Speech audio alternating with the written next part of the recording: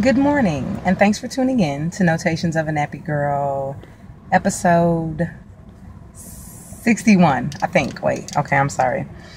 Okay, so today I am going to be brief because I got to get to work, but I'm actually running early. That's why I'm doing this in the car.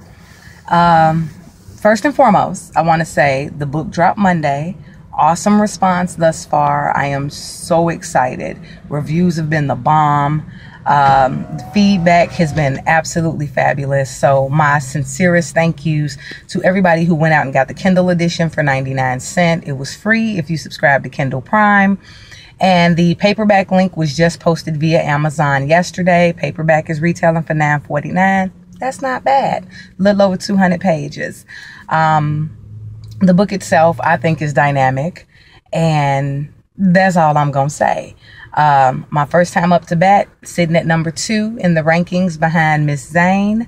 Didn't even write the book with the intention of it falling into the category of erotica because I don't feel like it's erotic, but I guess it alludes to it. I don't know. Everybody who's read it thus far has given me some awesome feedback about what they think.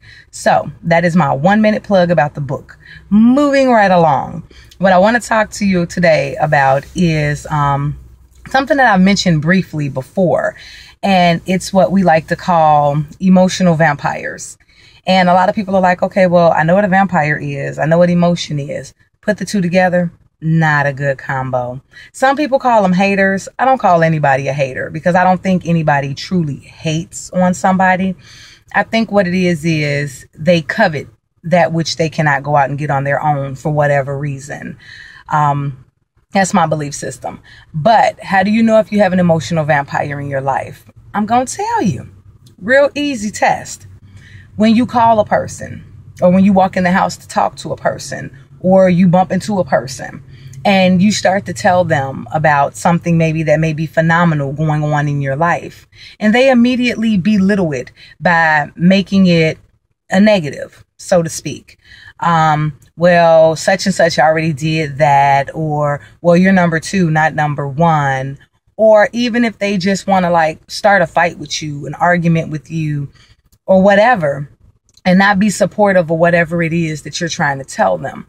Those are emotional vampires. People who, when you get off the phone with them, you could have been up here when you called them with some great news, just wanted to talk to them, just wanted to hear their voice. And by the time you hang up the phone, you like, oh my God, really? I should have just not even made that phone call. They drained all your energy. They drained all your life, so to speak. They drained your joy, your happiness, your exuberance. Those are emotional vampires. Now, I've been chit-chatting lately with a couple of other authors, and we were talking about familial support for what it is that we do. And writing a book is not big bank.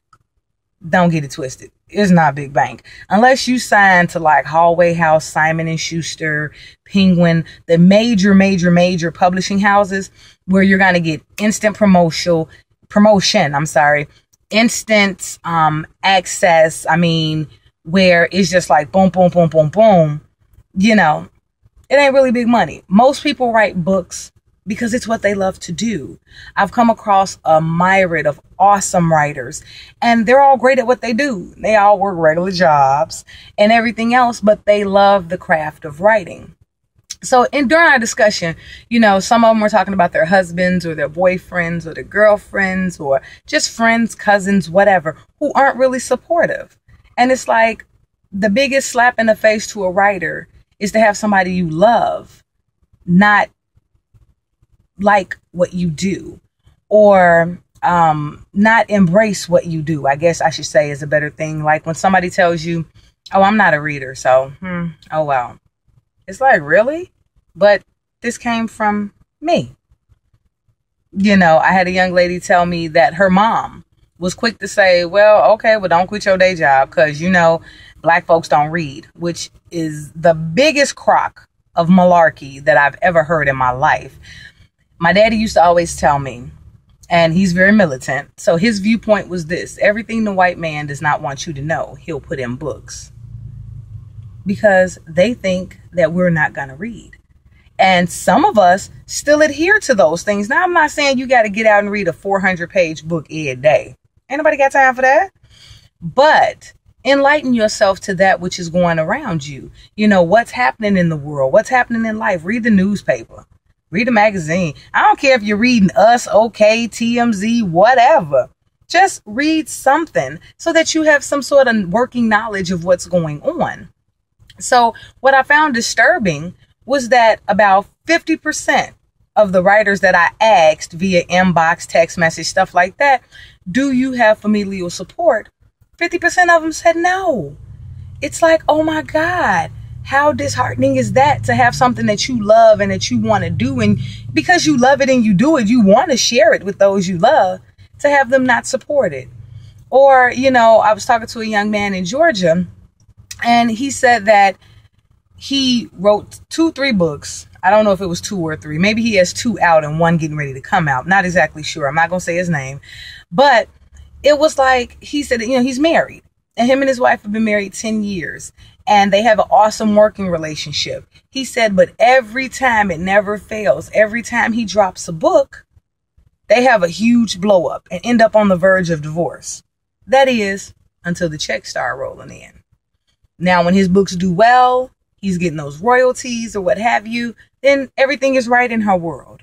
But before then, it's like, oh, you're not spending enough time with me. We not doing this. We not doing that. And it's like, really?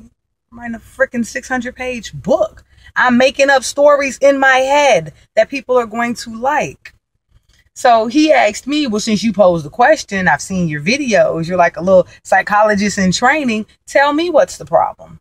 And I told him, period, point blank, your wife is insecure. She's insecure of your success. And I don't know if it's because she thinks, because I've never talked to her, I don't know if it's because she thinks you're going to get successful and leave her, or that you're going to have some book groupies that you bang in, or whatever. But what happens is, during his writing process, she too turns into an emotional vampire. It's like she wants to pull him in 40 different directions other than where his focus is supposed to be, which is writing his book.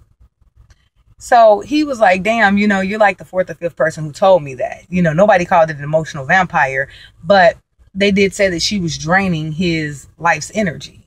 You know, it's dangerous because it can leave you running on empty. So my message for today, because I'm at 7 minutes, it's going to take forever to upload from my phone. Those of you who have those people in your life, run. Get away from them. Cut them off. And if you can't cut them off, like if it's your mom, your dad, your spouse, something like that where you cannot cut them off due to the amount of dedication and love that you put into that person, at least limit their access to your dreams. Because I saw a meme. I love memes. I Google them all day.